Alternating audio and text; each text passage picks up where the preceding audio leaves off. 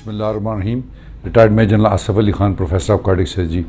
आज आपके मैं 2-3 सवालों का जवाब दूंगा कि हार्ट अटैक के बाद कब सेक्स सेफ़ समझा जाता है। ये डिपेंड करता है कि हार्ट अटैक में आपके दिल को डैमेज कितना हुआ है। अगर बहुत ज़्यादा डैमेज हुआ है तो फिर तो फ़ौरन जल्दी की हम इजाज़त नहीं दे सकते।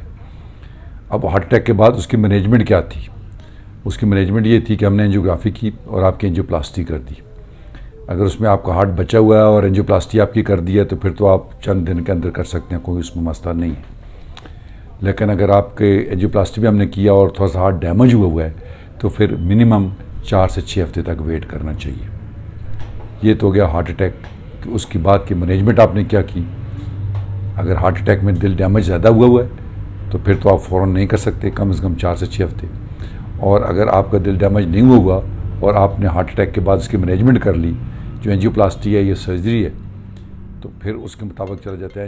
एंजियोप्लास्टी में आपको एंजियोप्लास्टी में तो फ़ौरन नहीं कर सकते हैं, लेकिन सर्जरी के बाद नॉर्मली हम ये रिकमेंड करते हैं आफ्टर 4 to 6 वीक्स।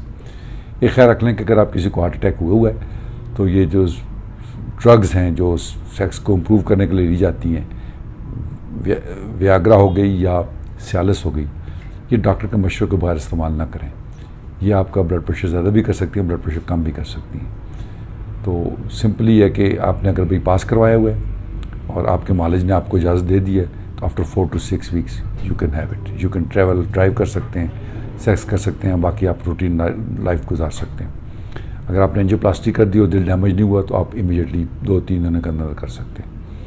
लेकिन अगर आपको हार्ट अटैक हुआ है जिसमें दिल डैमेज हुआ है और एंजियोप्लास्टी में बेशक हुई हो, उसमें भी 4 से 6 हफ्ते तक वेट करें। आपको मालिज आपको इजाज़त दे तो करें और कोशिश करें कि दिल के मरीज़ ये ड्रग्स इस्तेमाल ना करें। बहुत बहुत शुक्रिया।